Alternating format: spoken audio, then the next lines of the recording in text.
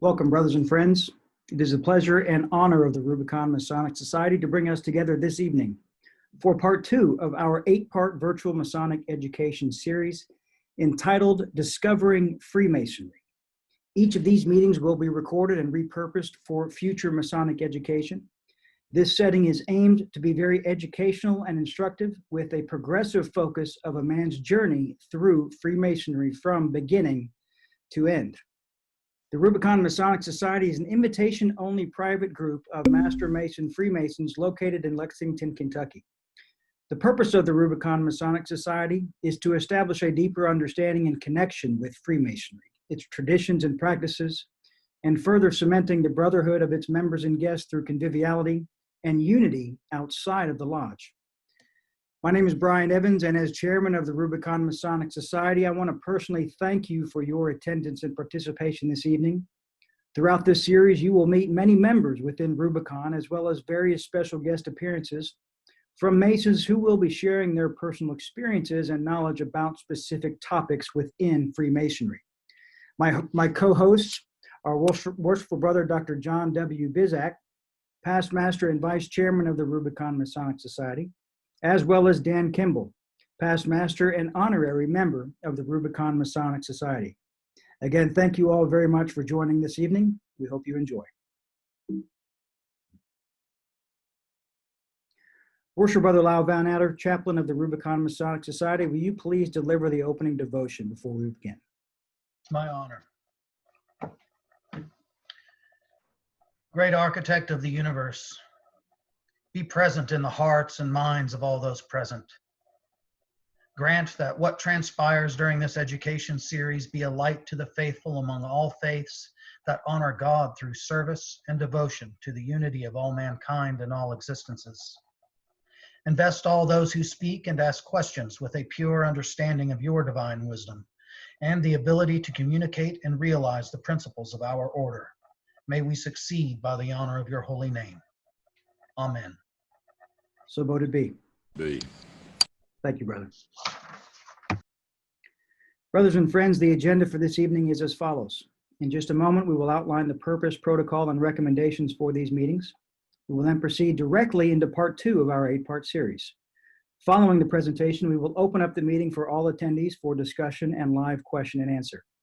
After the discussion period, we will provide details on future education meetings and final comments in preparation to closing. Worshipful Brother Kimball, will you please read the disclaimer for our attendees? There's a tremendous amount of misinformation about Freemasonry that currently exists in both virtual and non-virtual forums. Only factual information capable of being independently verified and consistent with the accepted academic research standards will be presented in this series. While the information presented during this series will be factual, any opinions expressed during the various presentations will be those of the presenter and do not necessarily reflect the views of any lodge or Grand Lodge or the Rubicon Masonic Society. All material contained in this presentation is suitable for Masons and non-Masons. No private information, including but not limited to passwords, signs, grips, or other elements of Masonic ceremonies will be disclosed during any part of this virtual series. By participating in this virtual meeting, you consent to the use of your name, likeness, and voice by the Rubicon Masonic Society. This entire presentation is the property of the Rubicon Masonic Society and may not be used without the written permission of the Rubicon Masonic Society. Thank you, Worshipful Brother. Worshipful Brother Bizak, would you please read the purpose of our series, Discovering Freemasonry, to our attendees? Certainly. Good evening, brothers. The purpose of this educational series is to deliver a factual and foundational overview of our most ancient and honorable fraternity, beginning with a man's initial contact within the fraternity, the man's progress through Masonic degrees, and the life path of a man as a Freemason, who in his daily pursuit for self-improvement applies the lessons and the tools of the craft in his life. Thank you, Worshipful Brother. Brothers, the protocol for these meetings are as follows. These are not tiled meetings. Masons and non-Masons are welcome to attend and participate. Therefore, please be mindful that anything discussed this evening or in any of our episodes should be suitable for Masons of all degrees as well as non-Masons. Gentlemanly manners are to be expected at all times. There will be no alcohol, no smoking, no food, or foul language to be permitted. There will also be no discussion of politics or religion at any time. Attendees will be removed if not following protocol. In an effort to best assure that this virtual meeting is enjoyable for all attendees, we respectfully recommend and request the following. We recommend for each meeting that you wear coat and tie. Please type your name, the lodge you are from under your picture or video to identify yourself to other attendees. Please be patient as always should any technical difficulties occur. Please enable your video camera so all other attendees can see you. To reduce background noise, keep your microphone muted when not speaking, and please turn off all other computer programs to eliminate any outside distractions in your environment. Brothers, the title of our 8-part Masonic education series is called Discovering Freemasonry.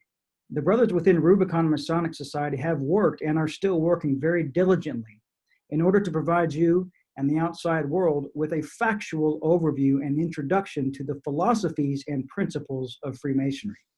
I want to reiterate again that this is not a program to detract from the initiatory experience, nor to reveal passwords, grips, steps, or any other parts of Masonic ritual that is considered sacred or private within our fraternity.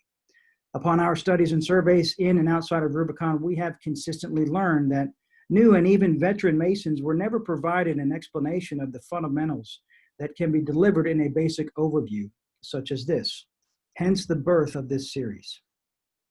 Last episode, we discussed and answered the question, what is Freemasonry? Tonight, we will be discussing and outlining the path that one takes to becoming a Freemason. Please understand that in the period of time allotted within these episodes, that it will be impossible for us to conduct anything other than an overview of each topic. We encourage you to remember and not to assume that all men enrolled in this series are at the same Masonic instruction, and some may not be Masons at all.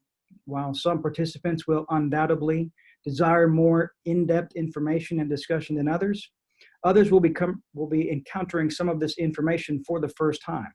Those who desire more information to what is presented within these series may be directed to specific books, papers, and websites that will assist in the pursuit of quality academic and Masonic knowledge. Now that we have gotten most of the protocol overview taken care of and out of the way, tonight we will be discussing the path to becoming a Freemason. We have broken this overview down into 4 sections. First, Brother Don Combs will present on the initial discovery of Freemasonry and selecting a lodge. Second, Brother Jeremy Patches, also with Rubicon, as well as Don Combs, also within Rubicon, will present his recommendations for a quality lodge experience. Third, I will go into an overview of the petition process that a new candidate would expect to take. And finally, our guest presenter, Brother David Crickard, who is an entered apprentice Mason, will deliver a pre-recorded cameo outlining his path to becoming a Freemason, which will lead us into the question and answer section of the evening. Brother Combs, member of the Rubicon Masonic Society, the floor is yours, sir. Thank you, Worshipful Master. And good evening, brothers and gentlemen, for those of you who are not yet Masons. So it falls on me to start this presentation tonight, and I started with 4 questions. The first of which is something that is probably something we ask ourselves all the time about things that we do in our general lives. And why do we choose Freemasonry out of all the other options out there? You know, most specifically, why are we even on this call tonight? It's because that we value it. We understand that it's something that gives us either joy or something that we cherish and we like being a part of. We as individuals know that. But the question for this is to look back and think about one of the most important parts of our future, and that's the men to come, the men that haven't yet even thought about joining the fraternity, but are out there somewhere and one day may join. So to start this, why does one choose Freemasonry out of all the other options out there? And as I thought about this question, some ideas came in: fraternalism, common ideas, curiosity, something new, something missing in our life, or maybe even a stepping stone. You might think of a lot of men at some point might have seen the Shriners because of their involvement with the Shriners Hospital, and they wanted to be a part of that organization. They were told they had to be a Mason first. But it really may be all of these in different ways that may come into our feelings about how we need something at any given time in our life. For me, I came to Freemasonry for a lot of what I just mentioned. Looking back on it, my path to Freemason began early in my life. As a member of the Boy Scouts of America, I joined an organization known as the Order of the Arrow, which is a leadership honor society. That organization was founded by 2 Masons, and the organization has a foundation of Masonic principles. I didn't know that at the time, but later came to know that was true. During my college years, I joined a college fraternity known as Kappa Alpha Order, also founded by Masons, and much of that organization's ritual is based on Masonic principles as well. It wasn't until I joined Lexington Lodge No. 1 I began my path in Masonry that all of this came together and made more sense to me. But had I not been a member of those 2 organizations, I'm not sure I would have ended up in Lexington Lodge No. 1. So my path began early, and when my involvement with the Order of the Arrow was at a younger age, my college years, and then afterwards, I was missing something, and I wanted something more. I wanted that same fraternalism that I'd experienced in those organizations. I wanted something with common ideas. I was curious, and I wanted something new. So I really joined for all of these different reasons. But the next question, though, is we might join for different reasons, but how do we select our lodge? That we first knock on the door and ask for admittance. And I think a little bit of this comes from luck. Sometimes it's the closest one to our home or to our work, wherever that may be. Maybe it's because someone we know is a member of that lodge. And once we asked, they suggested that we come out for a meal or to come visit the lodge. Maybe we just happened to walk in the door one night, saw some cars in the parking lot, and stopped and asked what this was about. Or, maybe it was a website or with some important information on the lodge website that we read that kind of sparked our interest. So for me, I can only talk about my experience because each one of these is going to be different for all of us. But why did I choose Lexington Lodge No. 1? And to be honest, personally, I just got lucky. A friend of mine who I came to know was a Master Mason, helped me look up lodges in Lexington, Kentucky. He was not from Kentucky, but offered to help me after I asked. Lexington Lodge No. 1 happened to be the first Masonic lodge that came up online. After I browsed the website, I sent a message through the site to request more information. Not long after that, I was contacted by the lodge secretary. I got lucky though. I found the lodge that was the right fit for me. A lodge that allowed me to discover more about myself and Freemasonry and gave me the opportunity to grow. That's a very important point that I want to draw out of this. How do we find the lodge that fits us the best? And how do we find the lodge that is right? So there's all these different options that are out there, right? Even in one city, there may be several lodges, but ultimately we have to decide which one that may or may not be. And most of us on this video conference are probably Masons, have joined a lodge and have visited other ones, and maybe found a better fit after we became members and started participating more in that lodge because it fit us. But as a new person who has never been to lodge or is not a member and is seeking something new, how do we encourage that person to find the lodge that fits them the best? So all lodges are different, and there's nothing wrong with that. We can't expect everyone to feel as comfortable in one lodge as they would another. We all know that they're different. The lodge has to be the right fit for the man, and the man the right fit for the lodge. We all have to crawl before we walk, and walk before we can fly. And what I mean by that is we have to start slow and figure out who the men are. What's the idea of the lodge? What are the things that the lodge likes to do together? Then, and once we learn that, we can start to grow in that lodge that we like, and then we become members and so on. So this is actually, there's a story that when I was thinking about this came to mind. Actually, a brother Mason from another lodge in another part of our state came to Lexington Lodge one night, and I greeted him and was going to show him the lodge. And he said, "Well, I just moved to the area, and I'm looking for a new lodge to join. I want the same experience I had in my hometown." And so he said, "But I want to look at all the lodges in the area." I said, "I think that's a good idea. I think you should. But let me show you what we have to offer, or what we do with our lodge. And if you like it, always feel free to come back." So afterwards, after the meeting and after the meal, he came up to me, thanked me for being there, and said, "I'm going to go visit some other lodges. I may be back." And I said, "That's great. Whenever you're back, we're happy to have you." Well, it was interesting because honestly, the next few meetings we had, he never missed one. I never asked him about what other lodges he went to see. And I think that's okay. I think that's something that we need to encourage, not just of members of traveling around and visiting other lodges, but of people who are interested in the fraternity. Let them go visit other lodges rather than trying to draw them in because of a need maybe for members. Finding something that fits best for them, I think, is something that we need to draw out of this.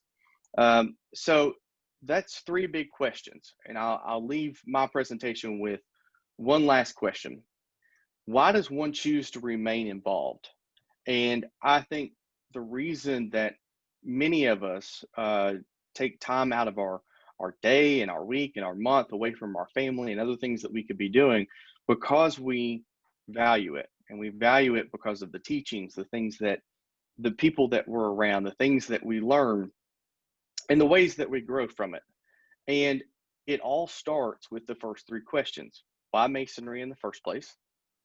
Why do we select our lodge? The thing that ties us in the most, the people we want to be around. And then how do we choose that fit that's right for us and right for the man? So, Worshipful Master, I'll leave it at that. Brother Combs, before we go on to Brother Patches, I want to reiterate something you just said, and I perhaps should hold this for our question and answer, but I'd like for you to elaborate on just a minute and let our audience know a little bit about your travel habits. So you do not live close to our lodge. You travel, I think it's about 90 minutes, because you are a committed Mason and because you have found the lodge experience that resonates very strongly with you. So there are some brothers that might be thinking it has to be close to home when in fact it doesn't. So just very briefly, would you talk about your commute to come and enjoy the lodge experience that we have together? Absolutely. So I joined Lexington Lodge number 1 while I was in law school in Lexington, Kentucky. And after I graduated, an opportunity came up in my hometown, and I had to make the decision to return home. It's about 2 hours away. And when I had to make this decision, was kind of disheartened because I still wanted to be involved with the lodge, especially as an officer. And so I figured out how I could do it and make the commitment. But it meant a lot to me because it was something that as a group we were building. I felt a part of it and I wanted to remain a part of it to see what it could become. And I think this is one of the products of that is us all being here tonight. But you're right. It doesn't have to be close. You can find the fit. It's just a question of how bad do you want it? I actually watched a movie about that last night. But it's really, what do you get out of it? What do you like about it? And what inspires you to keep coming back? And driving 2 hours one way, there and back, I think it's worth it. And I get value out of that and excitement that keeps driving me, which is why I do it. So, Well, does that well, help? yes, thank you for sharing that. You're an asset to our lodge. We appreciate you taking the commute. So thank you. Moving on. Brother Patches is going to be speaking on section 2 tonight, which is recommendations for a quality lodge experience. Brother Patches, the floor is yours. Thank you, Worshipful. So my presentation is going to dovetail a little bit with Brother Combs, and I'm going to talk about sort of leading from the first visit to a lodge through submitting a petition. So you've decided that you want to learn more about Freemasonry. You might have even found a lodge near your home or your work to visit. So what are the next steps? What do you need to do? For me, I had been working just down the street from Lexington number 1 for many years. I was well aware of the location. I knew it was a Masonic lodge. Frankly, I'd never looked for any other Masonic lodges in my town. I wasn't even aware of where they might be. Lexington number 1 was the only lodge option in my mind. And really, until I had heard about this thing called waivers of jurisdiction later in the process, I had never even considered or been aware of a lodge that was much closer to my home. So similar to Brother Combs, the time commitment of driving into lodge to experience a good fit is well worth it. So I knew Lexington Lodge number 1 was there. I went to Google, as all good research starts on Google these days, and I Googled Lexington Masonic Lodge, which sent me to the Lexington number 1 website. I had looked at what must have been every single page on the website. I looked at all of the photos, I read the stories, I looked at the calendar to see what events had been done in the past, what was scheduled for the future. And I thought to myself, hey, these look like normal guys.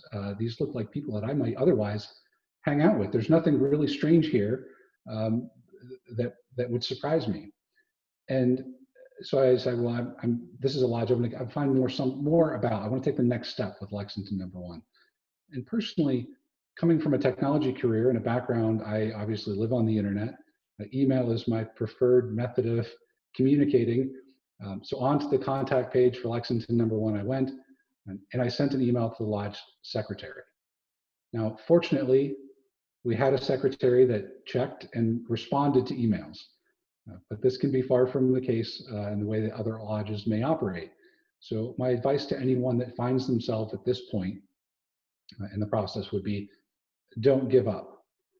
If you don't get an email response back from a lodge, call the lodge. If you don't get a call back, email and call again. Lesson number 1 of Masonry, we tend to move at a different pace. So on to the next step. Once you've made contact with a lodge and understand when their meetings might be and when they have dinner, dress the part, right? It's about showing up for dinner. Just look at these fine polished gentlemen in this photo. So the first visit to a lodge for dinner, it's a combination of being interviewed for a new job, conducting an interview yourself, as well as perhaps going on a blind first date. As an involved and dedicated new Mason, you're going to make a significant commitment of time and energy to the lodge of your choice. Not showing up to this first dinner, these first dinners, fully prepared and putting in the effort at this point, it's almost a guarantee that there will be a subpar fit. There'll be a lack of long-term fulfillment, or at worst, there'll be a complete disappointment in Freemasonry. If the lodge culture is not going to feel right, now is the time for you to find another lodge to visit. Be honest with yourself about what you're looking for in your own life, as well as in Masonry, and be honest with the men that meet and talk to you when you're visiting lodge. Be yourself. If you move forward with initiation at this lodge, trust me, there will be no secrets or false pretenses between you and your future brothers. No one gains by avoiding any concerns. No one gains by not asking questions or ignoring something that just isn't meshing or doesn't feel right. So after that first dinner, call this dinner part 2, part 3, and part 4. Before COVID, before this time of social distancing our inability to really meet face to face as much as we would like or as close as we would like. Social dinners were held every lodge evening.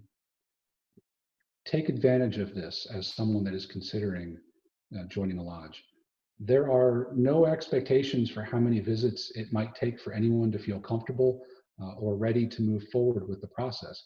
It could be 2 nights, it could be 20. There are a different mix of brothers at every meeting based on work schedules and travel schedules and family commitments. You'll find that there's a slightly different collection of folks at every meeting, which leads to a new dynamic. Make sure that you attend to meet and talk with as many brothers as possible. And even more important than spending the time at what you think might be your lodge of choice, this is also an opportune time to go and visit other lodges for dinner. Compare and contrast the differences. As Brother Combs alluded to, every lodge is unique. So are you. A good lodge and good brothers are going to want you to find the best fit, even if it is not with their lodge. We know that as Masons, we are all on different and unique paths. We're at different points in our journeys. We come from different places and we're going to different destinations. Different lodges fulfill different needs. It's important to find the fit now. So, what is this petition? At some point in your heart, you decide it's time. Likely there have been talks during dinner with a few key brothers.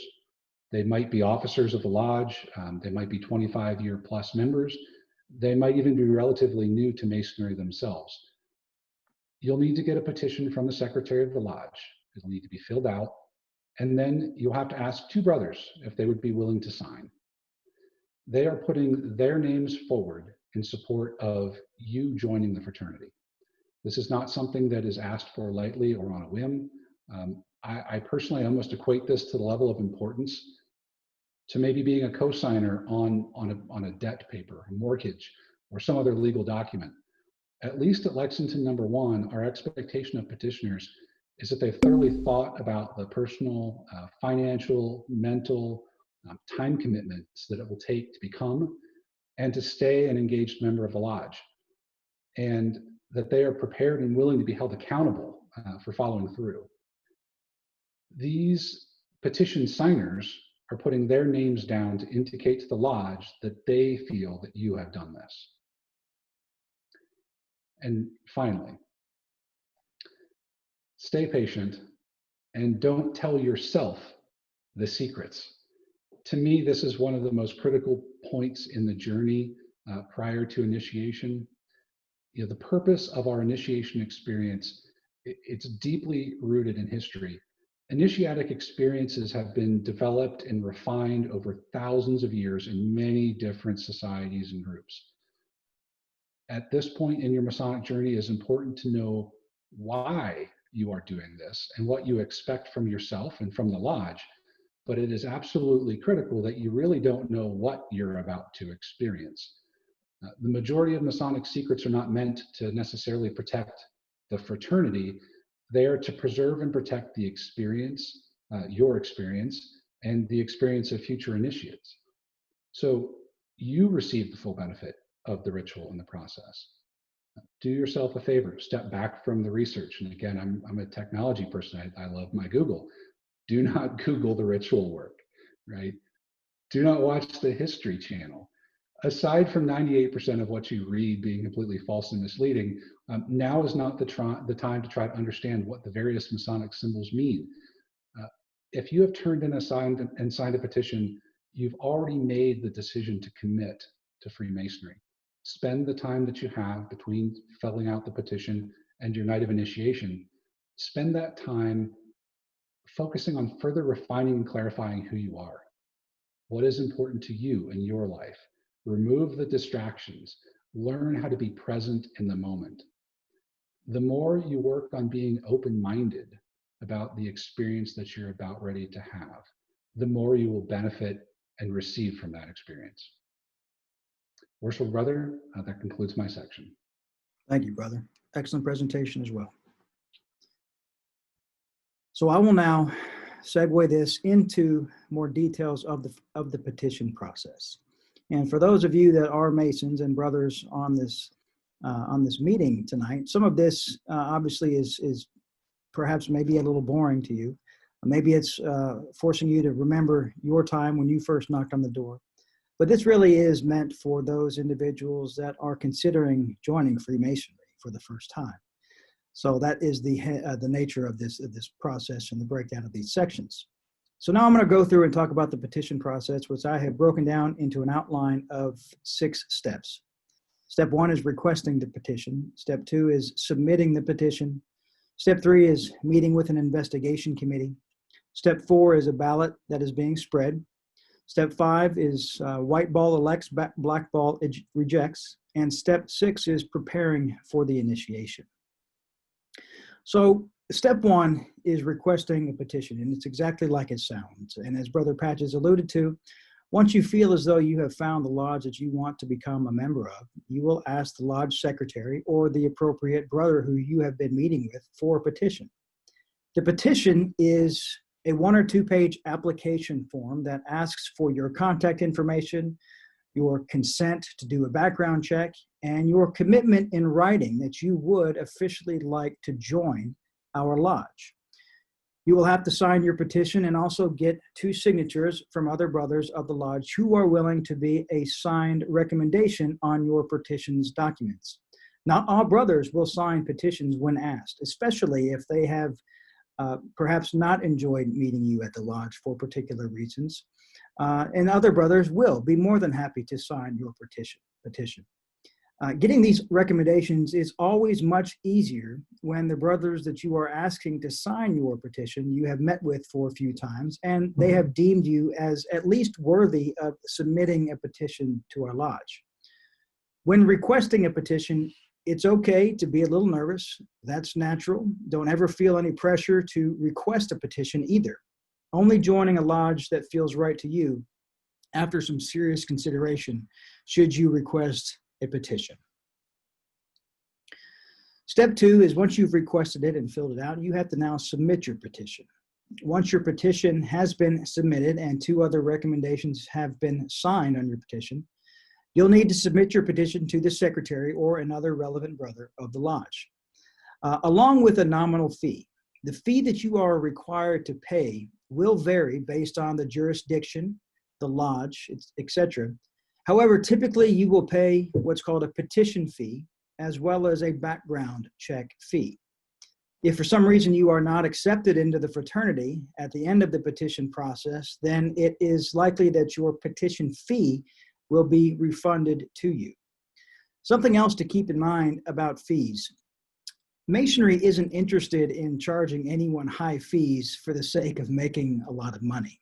That isn't what type of organization we are.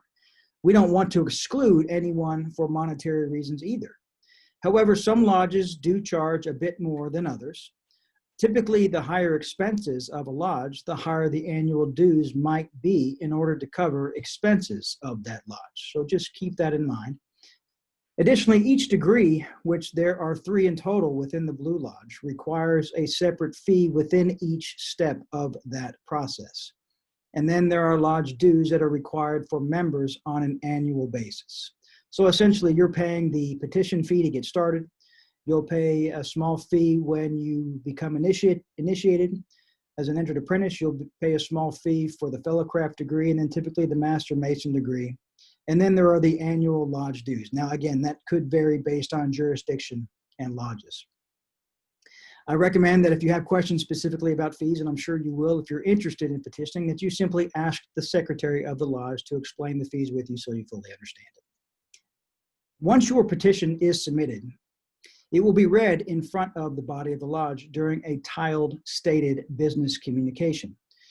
Once your petition is read and any discussion about you is complete, the secretary will then assign what's called an investigation committee to oversee the remainder of your petition process.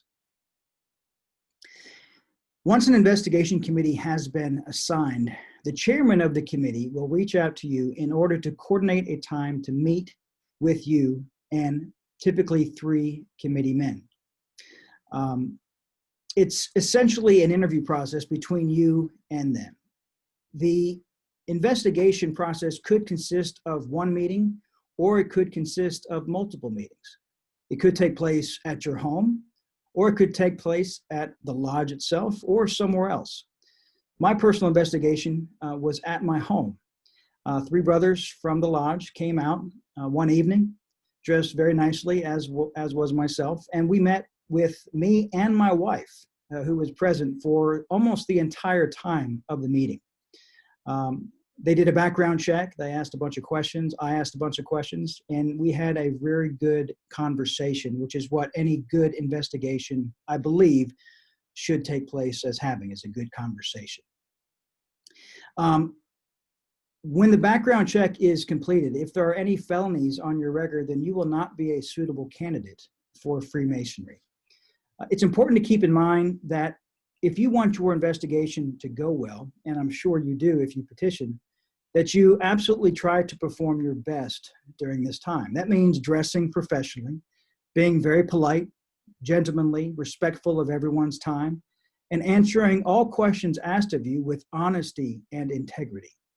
Moreover, it's also important that during the interview process, that you feel comfortable to ask any and all questions that you can think of as well that are on your mind regarding Freemasonry and potential next steps.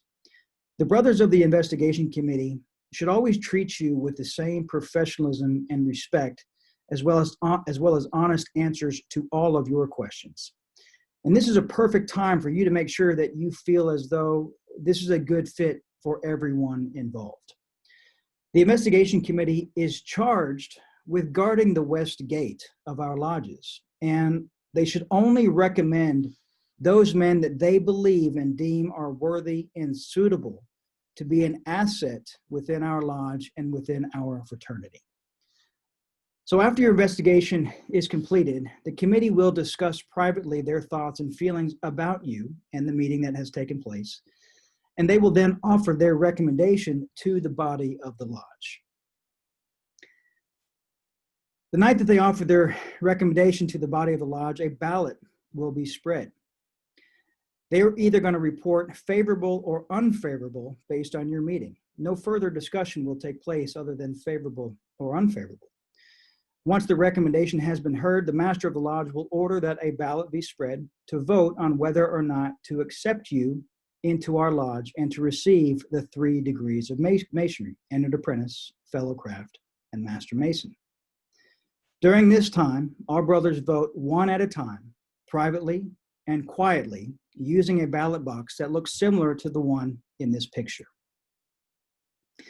Step 5, after the ballot has been spread and all votes have been accounted for by the brothers in attendance that evening, the ballot box will then be examined by the junior warden, the senior warden, and the master of the lodge for accuracy. And the results will then be announced to the body of the lodge. The ballot on your petition must be unanimous in order for someone to be accepted, which means that if there is one or more black balls in the ballot box, then you have not been approved, and hence the term you have been blackballed.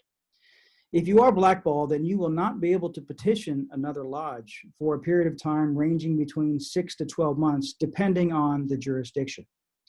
No matter the results of the ballot, however, it is never discussed or shared about how someone voted during your ballot. It is a very private, respectful process. This is another reason why, if you are serious about joining Freemasonry, that you make a very strong effort and attempt to get to know as many men in the lodge as possible so that they can get to know you as a person prior to balloting on you. Because it's very hard to vote in favor of someone that they have never met before. Step 6, if you are approved, then this is a very exciting time for you. However, as Brother Patches said, Masonry does not move at the same pace as the outside world. We tend to move rather slow. So be appreciative of the opportunity to be approved and to be initiated into our fraternity, but absolutely stay patient because it may not happen right away. Every lodge does things a little bit differently. So when the lodge is ready to accept you, you will be initiated as an entered apprentice. and it should be a beautiful and enjoyable experience for you, and one that you will remember and look back on for the rest of your life. The entered apprentice degree will be discussed in moderate and appropriate detail during our next meeting.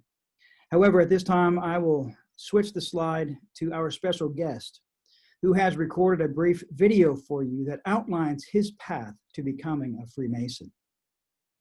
Brother Crickard is unable to join us this evening for his live portion of the presentation, but he was kind enough to go ahead and record a brief video for us, and he may be able to join us during the Q&A period of our evening for further discussion. But here is the message from our special guest, entered apprentice, Brother David Crickard.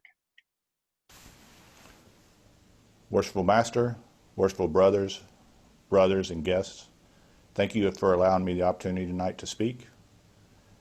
I'm going to be discussing my path from thinking about coming to Freemasonry to actually becoming a Freemason and my initiation. So to start off with, why did I choose to join Freemasonry? Well, I was looking into fraternal organizations, and Freemasonry really, sort of grabbed my attention. And the reason why I was looking for an organization to join was, I was looking for real friendships, real fellowship, opportunities to fellowship. And you can get that at church, yeah, and you can get that at other fraternal organizations for sure. But there was something about Freemasonry, the history of it, and other aspects, and sort of the ritual work that is discussed online. If you look for it online, it was just interesting to me. So I decided to reach out to Lexington Lodge 1, and within a few days, Brian Evans, who's now our worshipful master, he responded to that email and invited me to a dinner at the lodge. So I go to the dinner at the lodge, right? And the first person I'm introduced to is Jeremy Patchins. And Jeremy, what he did, he showed me and a couple other guys around the lodge, took us around everywhere, nothing secret, right? He just took us a tour on the lodge and discussed things about Freemasonry, asked us questions while we were interested in Freemasonry. And so after the discussion, we had dinner. And so then once the meeting started, we had to leave. But I came back a few more times to dinner, and just decided that this was really something I wanted to pursue.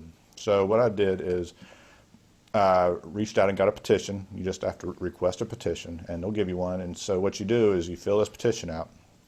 But before you ask for a petition, I would take an opportunity that during these dinners, when you're invited to these dinners, to meet as many of the brothers as you can, because you have to get 2 signatures for your petition. So, and at Lexington Lodge, we're not going to pencil whip a petition. These guys are going to want to at least have one conversation with you about, and ask you questions. And you need to ask questions back too, but they want to ask you questions about your intentions.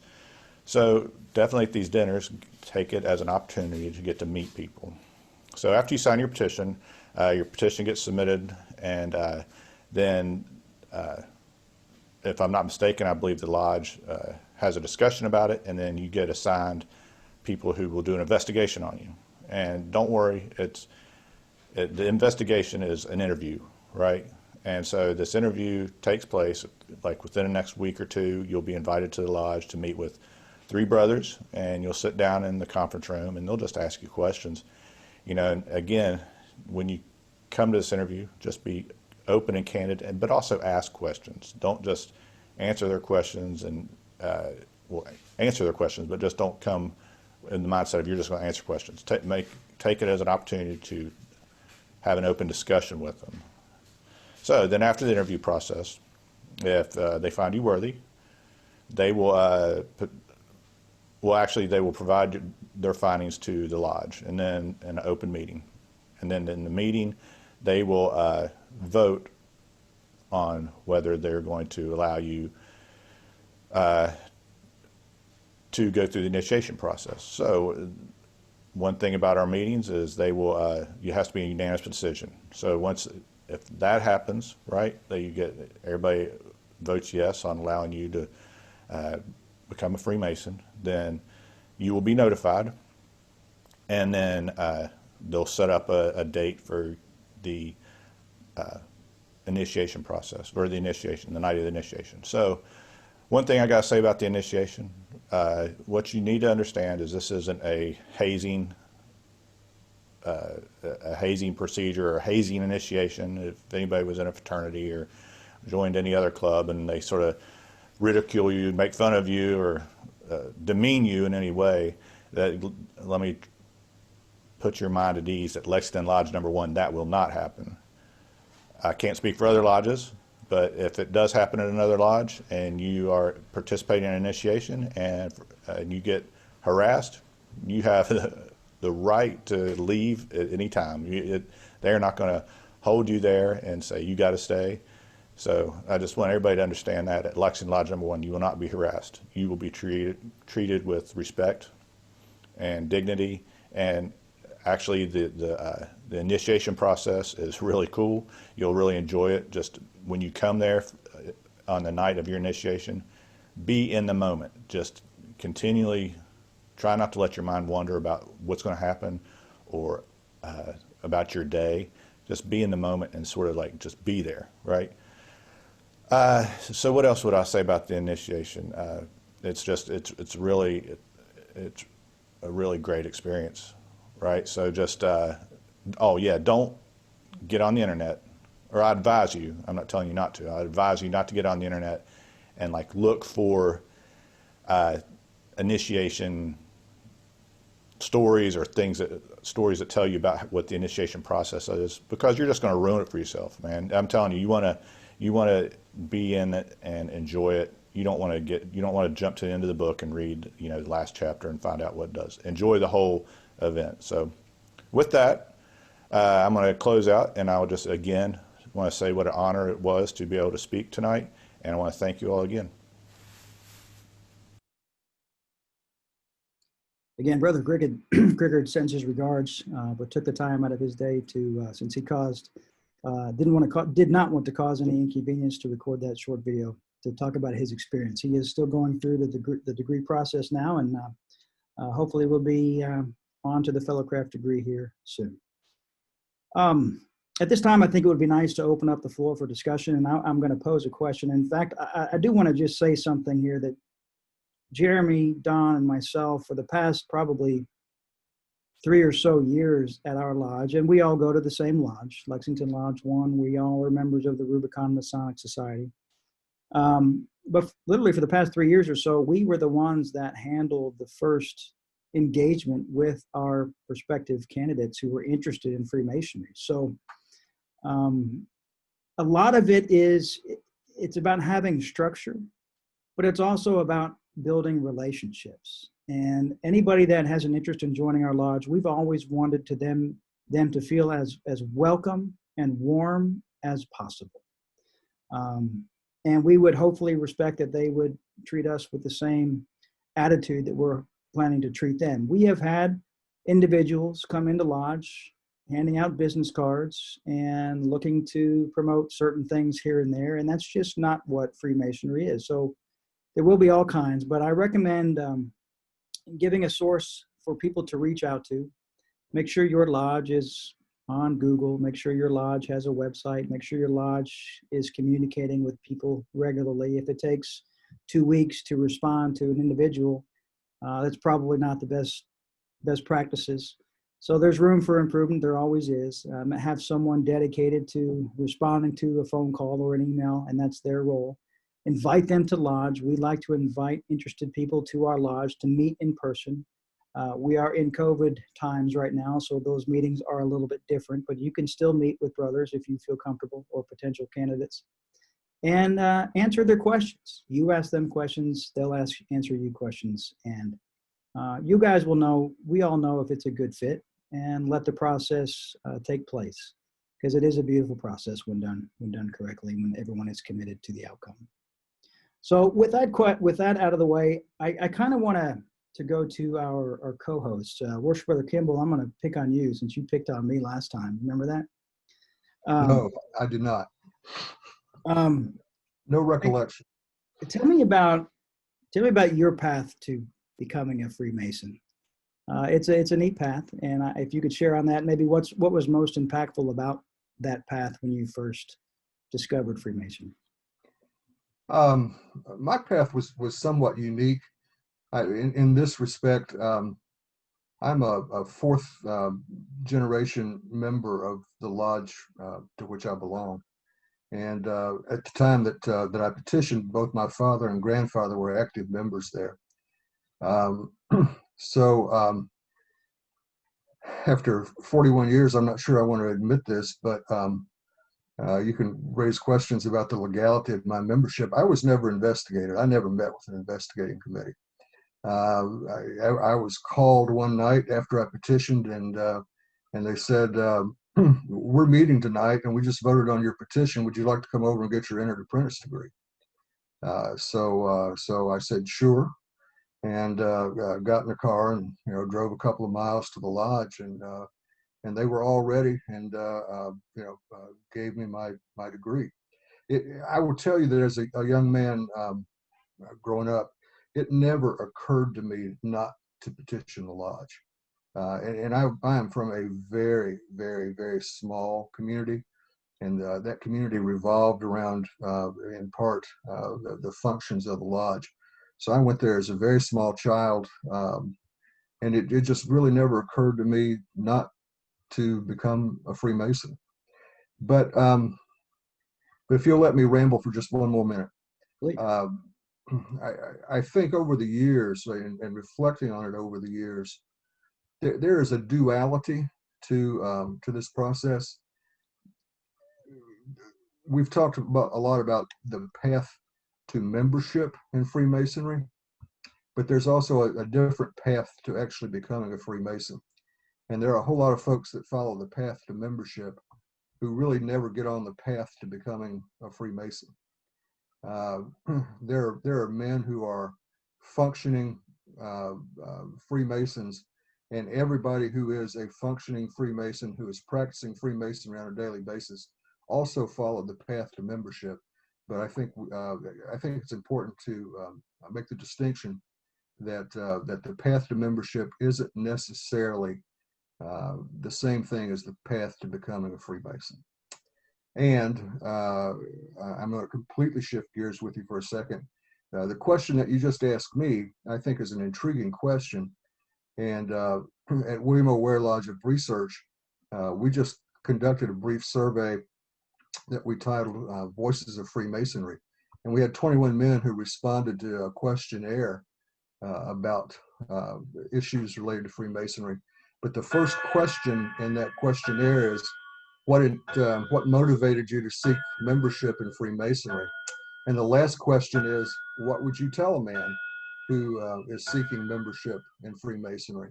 So if anybody wants to read those, they're available on the William O. Ware website, williamoware.research.com, and under the heading Voices of Freemasonry. And I think those might be interesting to people who are already interested in this particular topic. Thank you, Worship Brother. Would you mind to put the that link in our chat so everyone could see that, to get to that? Happy to do that. Yeah. William O. Ware Lodge of Research is an outstanding research lodge in Kentucky, and we appreciate everything that you all do. Thank you. Worship Brother Bizek, I would like to pose the same question to you, which is your pathway to becoming a Freemason, and what was most impactful to you throughout that process? Well, the process, when I was initiated and passed and raised, was exceptional in terms of ritual. But the proficiency classes were not. The fellowship was restricted. Entered apprentices, fellow crafts, and young Master Masons were quite invisible to other members in the lodge, except for a handful of brothers who were like-minded. Most were not in positions of authority as officers, and that group struggled for a number of years trying to make things a little bit different. I was fortunate in that I was traveling quite a bit in my career at the time, and I visited multiple lodges in multiple states, and did that over a 2 or 3 year period, and found, actually discovered that there was much more to Masonry than what I was finding at the lodge. And fortunately, that handful of men grew into another handful of men, into another handful of men, and ultimately became the majority in the lodge. And that like-mindedness changed not only the culture of the lodge, but the leadership concepts in the lodge, and what was important in the way that we consider initiates, prospective candidates, and what we offered instead of just rote static meetings. And that changed the complexion of Lexington Lodge number 1. But as we've talked before, and not only these Zoom meetings, but in our own Rubicon meetings and at lodge, that took nearly a decade to get to that point. So there was no accelerated change. There was no magic wand. There was no particular buttons to push to make things happen. It was a slow evolution, a slow unfolding toward that.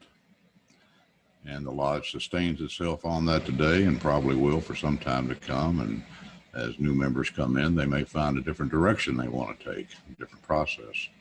And if they do, they'll be the majority, and that's the way it should be. As we've often said, the majority of the people in the lodge should run the lodge. And when that majority surfaces, that changes the way a lodge operates, is managed and led, and they have every right to proceed that way. It may not suit everybody, but over the past 230 some years of our lodge, it's changed about 7 different times in culture. And today I think our culture is very strong, and as you've heard tonight, we approach candidates in a complete different way than most lodges do. And although this COVID period has certainly put us behind in advancing men through the degrees, it still takes men for the last 6, 7, 8 years. It still takes a candidate anywhere from 7 to 14 months to become a Master Mason. And that's the way the majority of the lodge feels it should be, because it took them that long as well. Thank you, Worship Brother, for sharing that. I appreciate it very much. Worship Brother Gerald Smith, you had a couple comments I think you would like to make, if you would like to do so at this time, sir.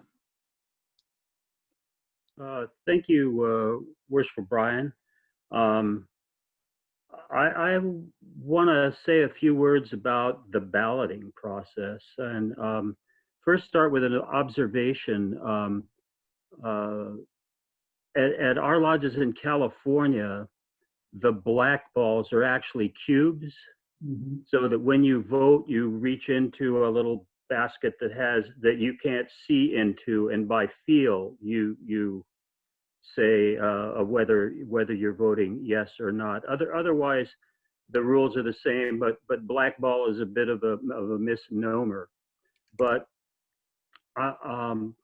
the lodge that I'm in right now, which at least up till the time of the COVID shutdown, has been doing an extraordinary job of recruiting, not recruiting, but drawing men into our lodge. And the year that I became active in that lodge was about 5 or 6 years ago, when the research lodge moved there. We had a crisis around blackballing. People were blackballing people because they didn't like somebody that liked them, and so on. It was very fractionalizing, and we were fortunate enough to convene a big meeting. We had about 60 guys there, including 20 that I hadn't even met before. A lot of past masters came in and everything. We had a real heart-to-heart session about blackballing and how insidious it can be. and came up with kind of gentlemen's agreements about how we would approach it in the future. And that blossomed into discussions about things like encouraging people to go find the lodge that they fit in, and not trying to bring them in just to increase your size. And this was going along parallel to our getting really deeply involved in education between the degrees. And as it turned out, we backed up several candidates because we didn't do degrees for several months while we got this straightened out. And now we've been doing them in classes of several people that take the degrees in series and do their classwork together. But I wanted to talk in particular about the way I, as a member of the lodge, approach blackballing. And I'll speak for myself rather than everybody in my lodge for reasons that should be apparent. But I really see the stated meetings when people are coming that are interested in the lodge as a responsibility to engage those new guys and to do this kind of talking without any attachment to whether the person is going to become a member of my lodge or not, but to tell them what our lodge is really about and to get a sense whether there would be a fit. And then once a petition is given out, and it usually takes 5-6 months at least at our lodge before you're offered a petition. And I then would myself and encourage other people who hadn't met that person to meet them in the next, between now and the next meeting or at the next meeting, so that when the petition has been read and the report comes back, you're not just relying on hearing the petition read and the report coming back favorable, but you've made the effort to actually engage that individual person who you know about because you've heard his petition read. And the other thing, and this came out of that discussion that we had when we resolved our issue, we have an unofficial custom that if you feel like you are inclined to cast a black ball, which, as Brother Brian had pointed out, makes you ineligible to apply to any other lodge for a year in California. We hope that the brother who has that inclination would come to either one of the petition signers or to the master of the lodge and tell them, I have a problem with this brother, and then they can take that vote off and see if that can be resolved informally, or if the brother should then be encouraged to consider petitioning another lodge.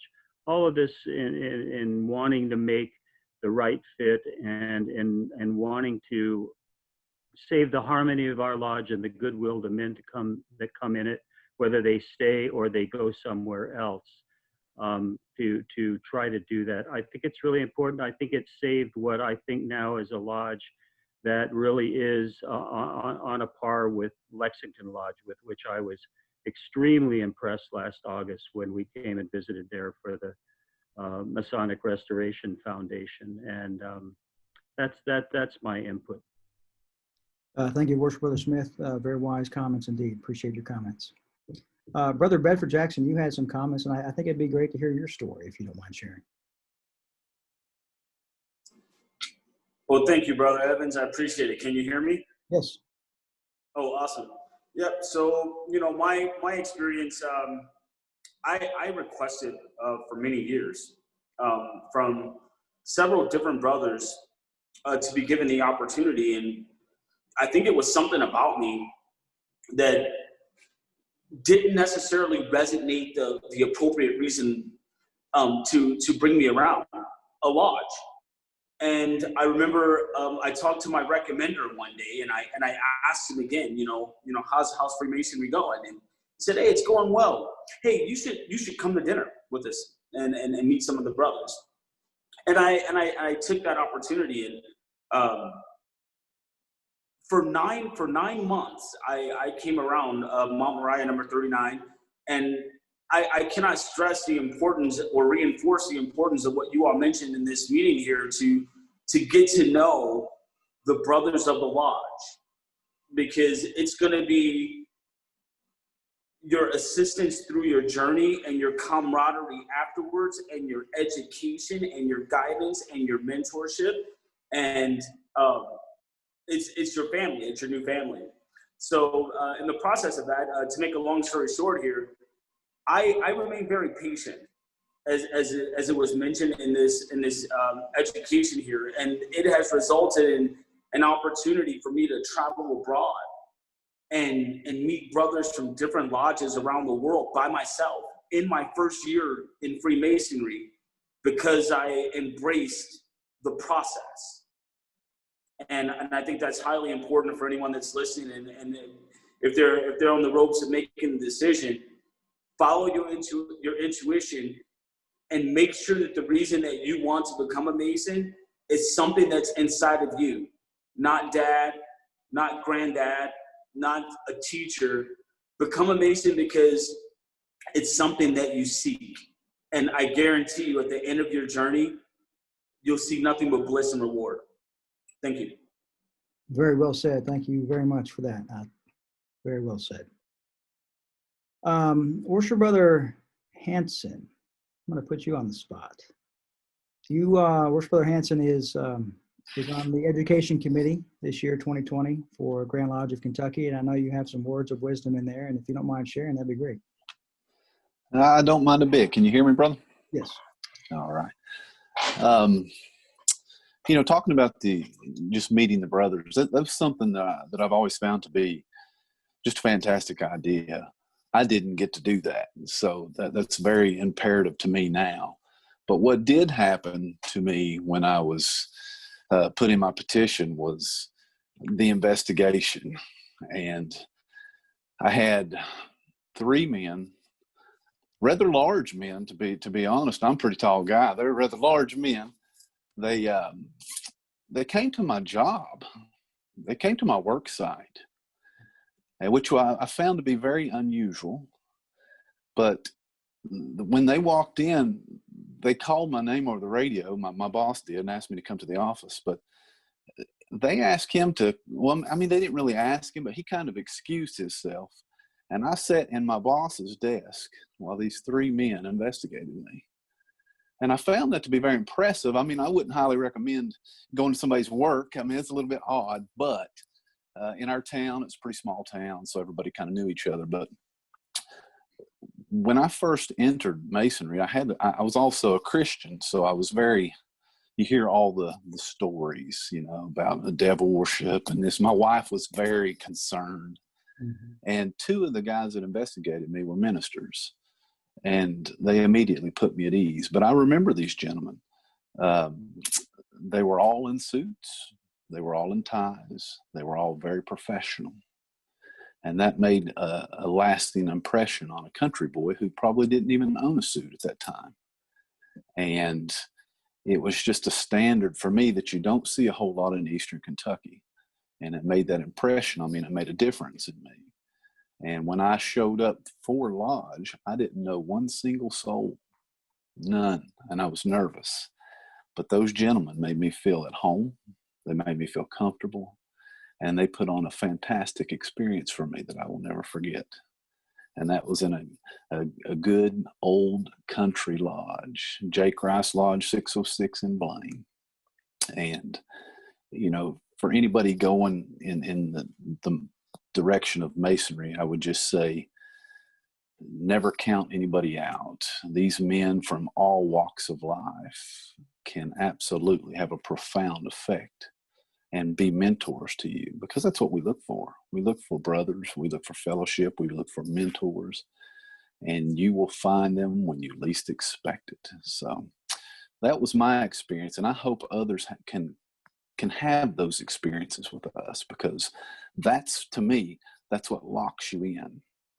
if you have people that invest in you, we often look for candidates who will invest in Masonry, but I think we kind of get that in reverse. We have to invest in these men and get them interested and give them what they pay to have. And to me, was really special to me. So I appreciate the time. Yeah, excellent. Well said. Thank you. Brother Schneider, I believe you have some comments that you would like to make. I do, Brother Brian. Thank you very much. Assuming my audio is working for a change, since I've had some difficulties with it lately. I just have a thought for prospective men on this call are thinking about becoming prospective members of the fraternity with regard to their filing a petition and their investigation process.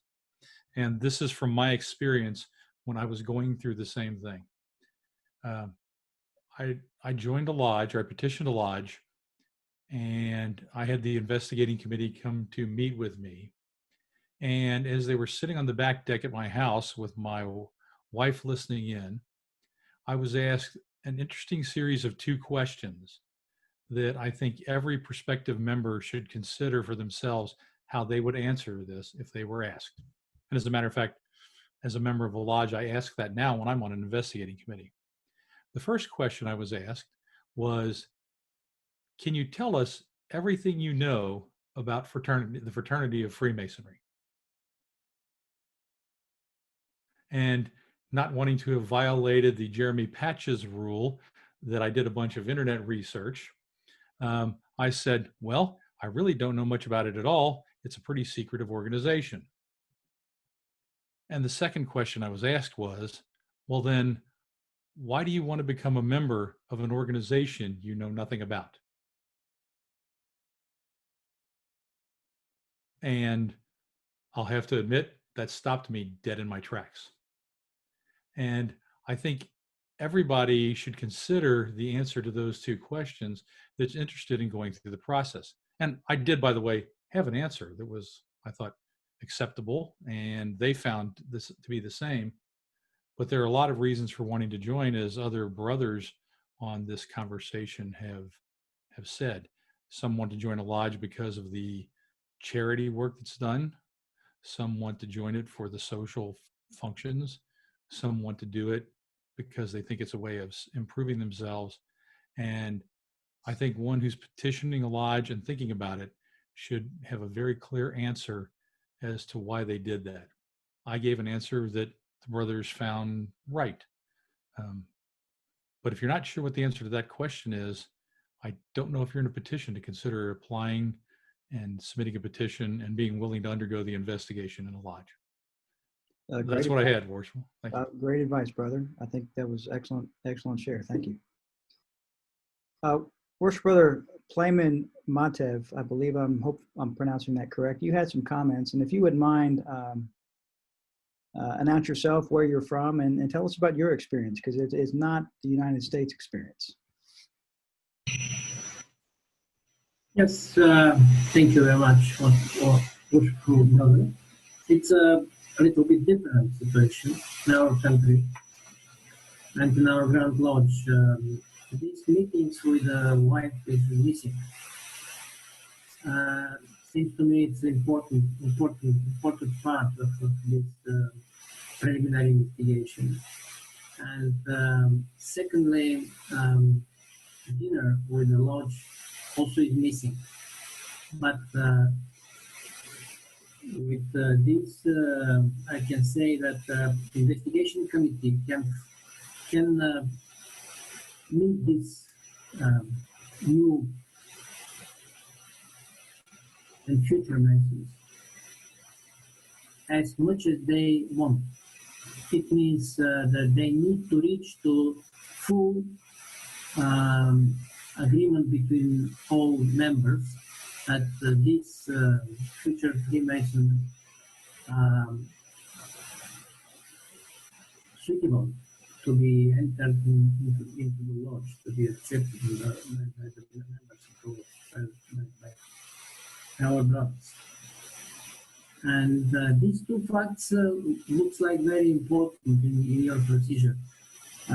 It's very it should be interesting for us to consider this on some discussions or some future development, because you can see that in the normal situation, all this okay could be realized, but in a situation like this one, dinners probably and visiting at home with wife are a little bit difficult to be happen.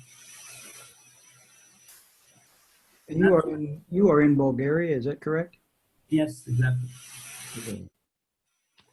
Well, we appreciate you joining us this evening and offering your comments, and very much look forward to seeing you again. Thank you very much. Worship Brother Barry Eastham, I know you have some things that you would like to share, if you don't mind. Not much. On Rich's experience, that's a great way to experience that initial exposure. Mine was kind of the opposite. I've told this story in different lodges all over the state over the last 20 some years, but you know, before I joined, there was a lot of subjects that I was reading that had a lot to do with Freemasonry, but you know, a lot of deeper esoteric aspects of it before I was made a Mason. And my dad, who was also a Mason, and his dad, you know, we had the family thing going on too, several generations. He knew what I was reading, and he told me half jokingly, but half serious. He said, you know, we're not discussing the mysteries of the cosmos at Lodge. And I said, I understand that, but I still want to pursue this. And he was like, all right, okay. So, you know, that's kind of where it started. And try to make a long story short, I had this expectation built up that was just completely opposite what I got. I mean, when I was initiated, the Master Lodge had flip-flops and shorts on, and it completely deflated my bubble. I'm a very stubborn individual, and I wasn't going to let somebody rob what I was looking for from me. So, and it's not always been the case, but and Rich knows how it is in Eastern Kentucky. Sometimes it's tough, especially with Freemasonry, to find the kind of experience that you want. And I've found more often than not, but not always, to be fair, that I'm fighting to extract that experience from it. And I think that is a lot of times tied to things like geography. At least in our case in the state, we got a lot of very different areas of the state. Eastern Kentucky is very different from Louisville, from Western Kentucky, from Bluegrass region. But really, the reason I say all this, and this is directed to the guys that are Masons on this call, always remember that when you talk to candidates, when you talk to prospects, and when you talk to guys that are being initiated, you know, if you're not their first exposure to Freemasonry, you're going to be a lasting exposure. Don't cut corners. Don't let things drop. Take it as serious and give them as good an experience as is humanly possible. And if you were like me, I swore, and I've lived to this. I think I have. I'm not trying to pat myself on the back. I swore I would never give the kind of experience I got to anybody else, and I don't think I have. I've tried not to. And I think we all need to remember that. Just remember that you may be the first impression of Freemasonry that any of these guys see. So you need to do your utmost to maintain the standard that you really think it should be. And hopefully it's as high as we all think it is. But that's it. Thanks. Thank you for sharing, Worship Brother. We appreciate it. I want to call on somebody that I've seen on here a lot that hasn't had much to say. So Brother Chad Lasik, would you mind unmuting yourself and sharing your experience? Did I pronounce your name right, brother? You did, brother. Thank you. First, where are you from? I'm from a suburb of Chicago, Illinois. I'm in Elgin. It's about an hour directly west. I had the pleasure of meeting you and several other brothers there from the Masonic Restoration Foundation. That's right. That you hosted. And I'm really enjoying all the work that you're doing. It's interesting, listening to all of this, most of us have have already been through it. And as I was sitting here, I'm realizing how I would share my experience, and it's interesting. So I've been a district deputy for 4 years. I'm now an assistant area deputy. I've held a lot of leadership positions in Illinois, and all of us sort of complain about our initiation. I say that I'm the victim of a blue lightning. And for those of you that don't know what a blue lightning is, that's where you receive your first degree, and then your next 2 degrees are sort of in a group. One person is selected to be the candidate, and everybody else sort of watches. And it's very much not the way I would like for it to be done. And like the brother just speaking said, I've promised never to do that again. I promised never to allow that to happen to anyone else. But here's the really interesting part. In my leadership roles throughout at least Illinois, and I do quite a bit of travel, all of the people that I speak to that are in leadership positions that are very committed to Freemasonry seem to have a similar story.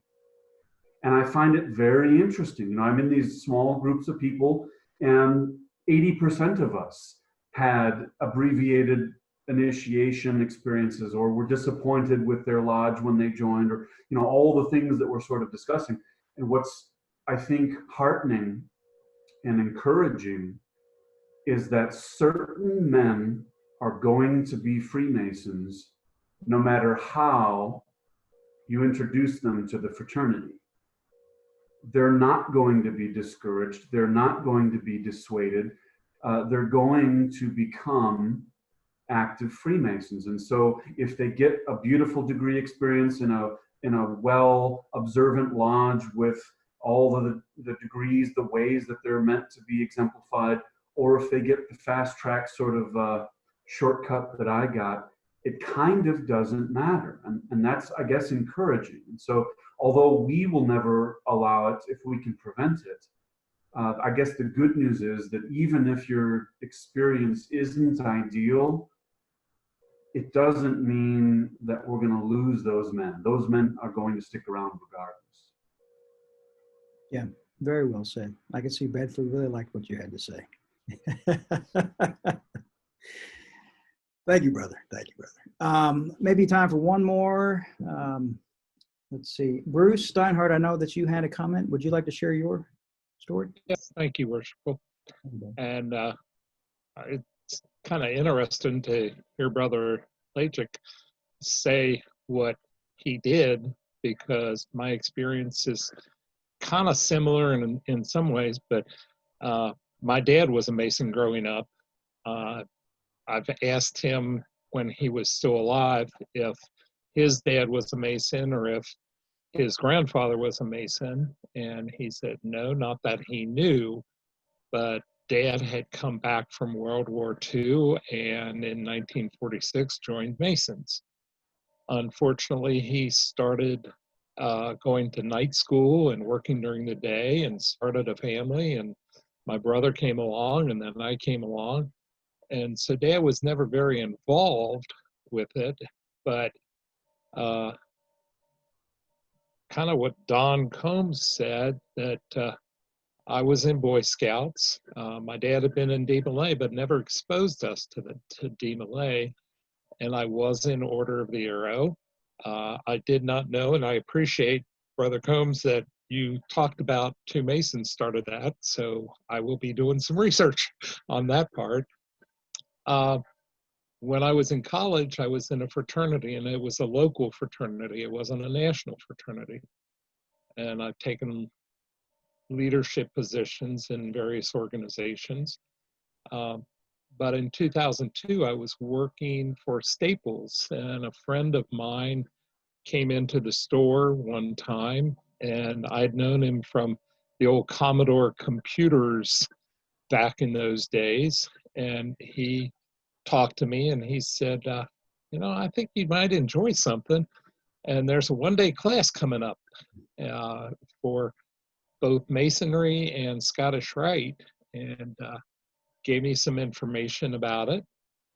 and I ended up petitioning a lodge and didn't go through really looking like you all were talking about. Didn't even petition my dad's lodge because I didn't talk about it with my dad, but I did talk about it, or somehow my brother's father-in-law was a member of the lodge that I now belong to. He has since passed on. But that one-day class was something that we do here in Ohio, and kind of like Chad said, I'm not sure I would do it ever again or not really recommend it. It's nice, but I think it denies a person part of the journey. I'm a past master of my lodge, but I don't sometimes feel like I really know the members currently of our lodge, because we are now a merger of 3 lodges. 2 before I joined the lodge, and then 1 since. We have a very rich history. We meet in the Cincinnati Masonic Center, which is also the Scottish Rite Temple. Unfortunately, we are having to sell it because we can no longer support it. So our lodge is kind of trying to start to figure out what we're going to do. Are we going to move with Scottish Rite or not? I like what I've heard tonight. I really have. I'm really glad that I did attend the meeting tonight. I like what I think Jarrell said in discussing about why people are not accepted, and open and encourage men to see if they fit and to take that time to visit various lodges. It's something I don't think we talk enough to young men about, or to prospective members about, is go visit some other lodges. Don't just count on us. And we don't really visit with some of the people too much. So I'm going to be taking some of this back to my lodge and hopefully opening a discussion at some point once we're back in, after we're free to go back to our lodges.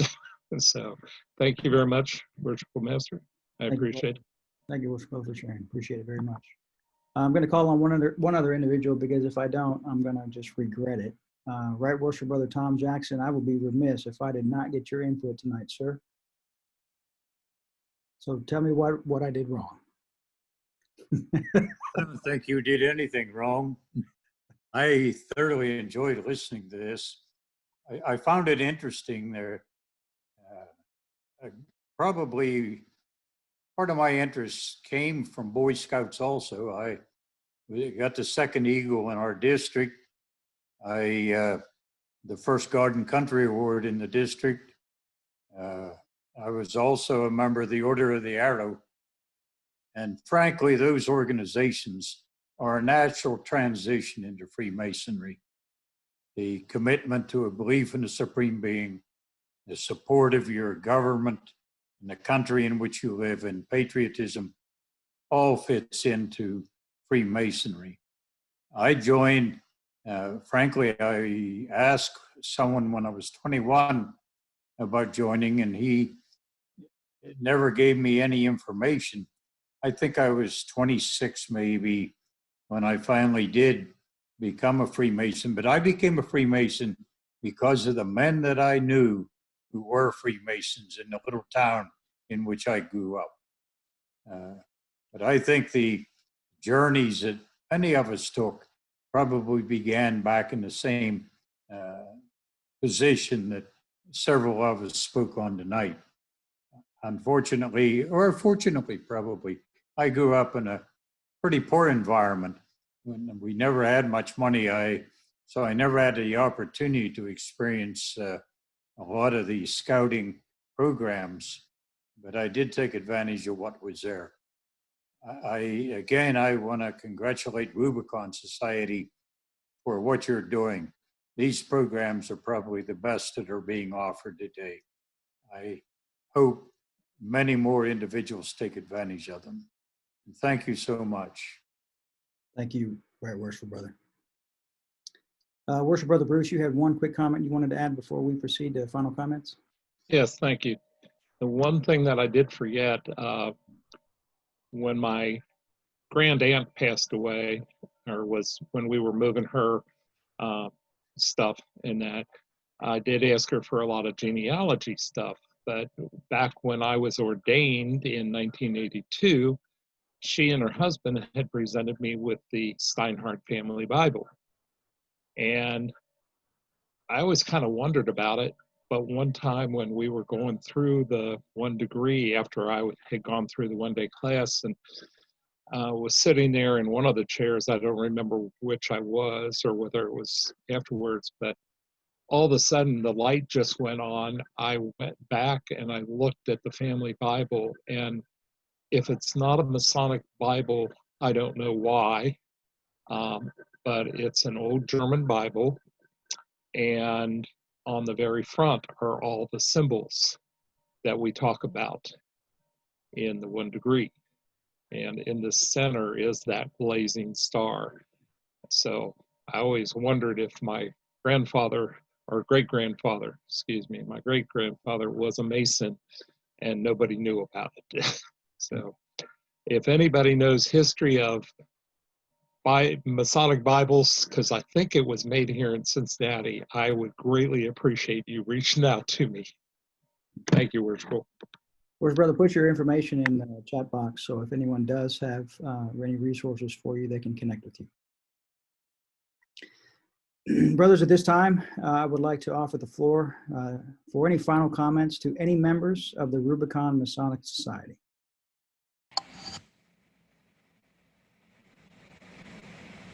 Or Worshipful Brother Bizak or Worshipful Brother Kimball. The floor is yours for any final comments. Brothers, friends, it's always a pleasure to be in the company of good men. Continued health to you and your families. Thank you, Worshipful Brother Kimball. Worshipful Brother Brian, I congratulate you and Brother Don and Brother Jeremy on putting together an outstanding presentation. And as always, I have enjoyed the excellent discussion. So thank you for a wonderful evening. Thank you, Worshipful Brother. Worshipful Brother Lyle Van Outer, Chaplain of the Rubicon Masonic Society, would you please deliver the closing charge this evening? Yes, thank you, Worshipful Master. Brothers, let us pray. Great Architect of the universe, we offer thanks for the opportunity to meet in the face of adversity. Be with, nurture, and have mercy on all those who are sick and distressed in their lives. May all our efforts bring your peace and beauty, that we may manifest the primal will to good, which eternally creates and sustains the universe. Amen. So mote it be. Brothers and friends, our next meeting is October 12th at 7 p.m. Eastern Standard Time, where we will be diving into the Entered Apprentice degree. If you know of someone who may be interested in joining or participating in this series, please invite them to RSVP at rubiconmasonersociety.com/RSVP. Brothers and friends, I don't know about you, but to me, there was an egregore amongst us this evening, and I enjoyed it very much. Thank you all for your time and your participation in our Masonic events. Hope everyone has a fantastic evening. We'll see you next meeting. Thank you.